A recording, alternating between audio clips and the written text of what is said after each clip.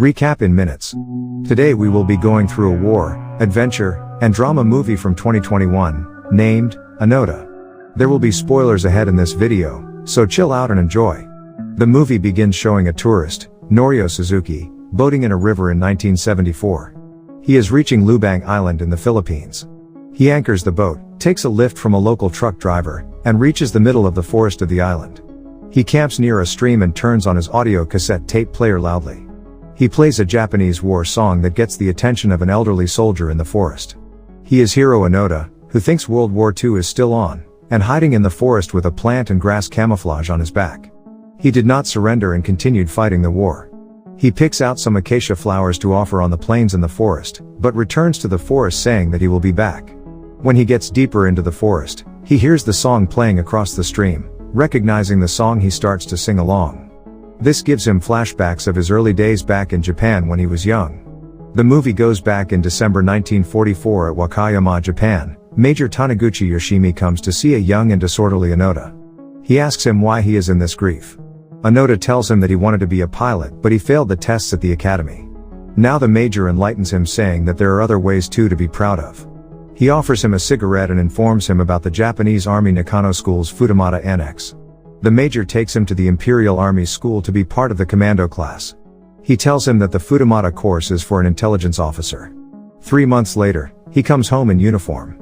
He refused to drink, saying that he does not drink anymore. The father asks him where they assigned him, to which he replies he is not informed yet.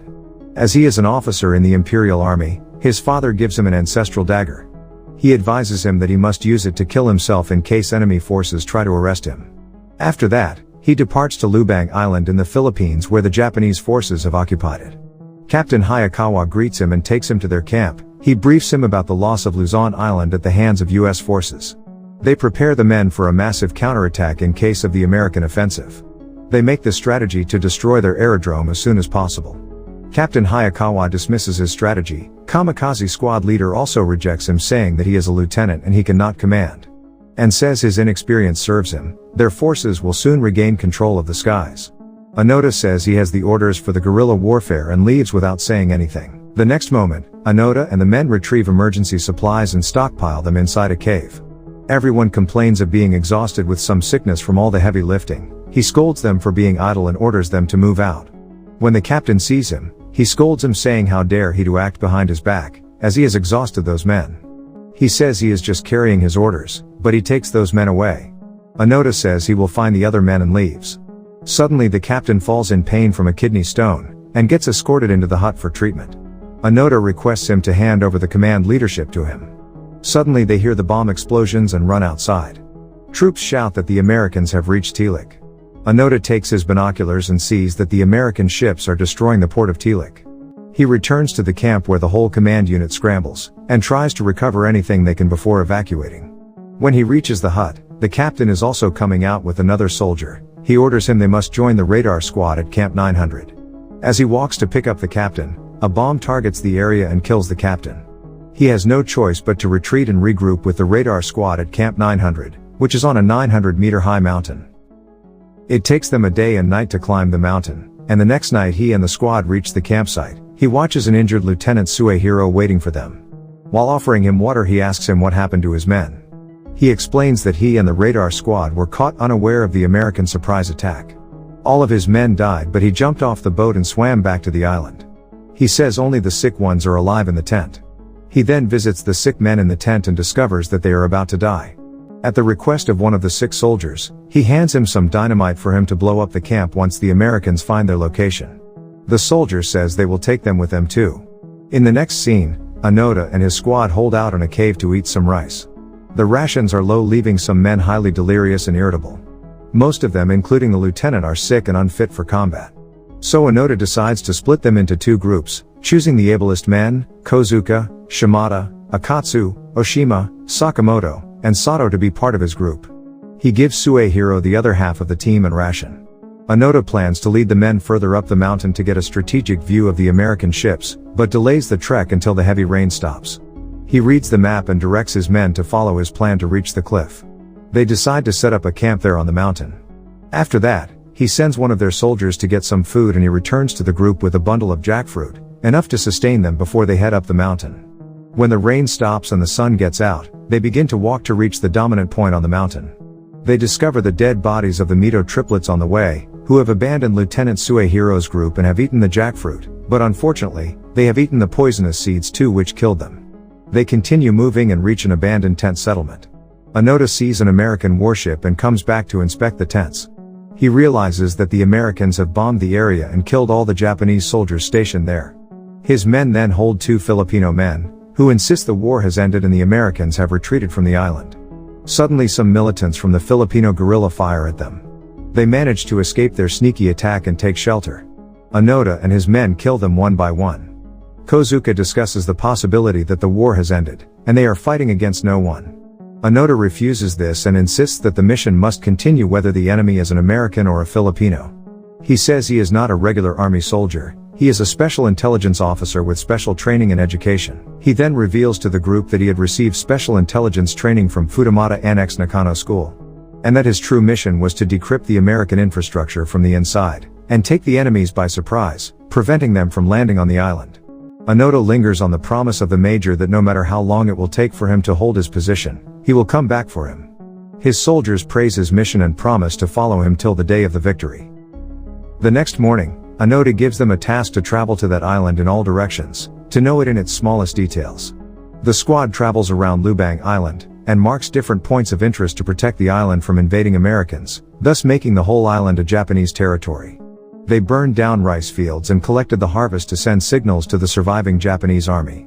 By February 1, 1946 they had settled entirely on the island and learned to live as a group. Akatsu gets upset about being alone and misses his old life and family back in Japan.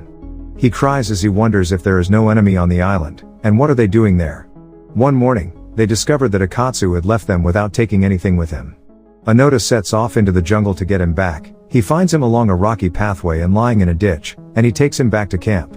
While the other soldiers build a shelter from the palm trees as heavy rain pours. 3 years were gone, and on September 2, 1949, their priority on the island became to save their lives. Shimada and Kozuka constantly disagree on certain things, while Akatsu makes the best of their supplies for the camp. One day they decide to hunt some local cows, but upon killing one, they get pitted against Filipino militia man, who shoots Shimada in the head. Onoda fires back and manages to capture him. They took him back to the camp, could not tolerate the wounds, and died. Now the group decides to bury him at Wakayama Plain. While mourning his death, Akatsu again says there is nothing left to fight for on the island, and that their comrade died for no reason. This enrages Onoda, so he goes into the field to retrieve the injured Filipino militant, and orders both of his men to kill him. At night Onoda discovers Akatsu trying to sneak out of their camp and he prepares to shoot him, but relents when he sings his version of the Futamata song. After his departure, only he and Kozuka are left behind. 1 year later, on January 1, 1950, they discovered a Japanese expedition team from the cliffs. They hear the voice of Brother Toshiro on a speaker announcing that they had surrendered, and asking them to do the same. Then his father comes to the speaker and declares that the situation has changed completely, and that they no longer have to fear the Americans. The lieutenant breaks down in tears, unable to accept the reality of their mission. When they are asleep at night, they sneak toward their tents and grab the Japanese magazines and newspapers left for them. They read some of the materials about what happened to Japan after the war, including pictures of Japanese activities in the Empire State Building. Kozuka turns on the radio and listens to an American rock and roll song on the Japanese airwaves. Then a news report talks about a New York baseball Yankees team visiting Japan to play a friendly game against Japanese players. Now, despite all of this evidence, Onoda dismisses it as Allied propaganda, and believes it is all a ruse to get the Japanese to surrender for good. He convinces Kozuka that the Americans are playing mind games with them and that they must stay true to the mission. The next morning, Onoda lectures Kozuka on what he has learned about Japan after the war, including the country becoming a democracy, and instituting a so-called self-defense force that he believes was made to combat American troops. They deduce that America faked the expedition team, and imitated his family members to get them to surrender. Just then he analyzes his father's haiku for a secret message, that will give them new instructions, and they figure out 3 words, wait, south, shore, so they travel to the shore. Moments later, they clear the area and decide to take a swim in the sea while waiting for the rescue. Some years later, the soldiers have grown old. They hear the radio and are delighted to hear about the Apollo 11 moon landing in 1969. Just as they listen, they are distracted by a noise outside. They look around and find a woman taking shelter from the rain. Seeing her helpless, they take her in for the night and give her some food.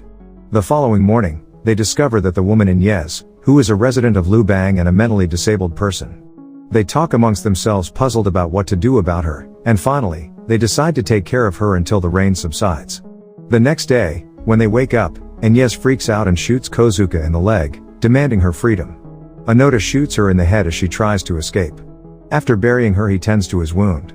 After some days, while at the river doing laundry, they argue about losing one of their guns, but just as Kozuka recovers it, the locals appear and spear him to death.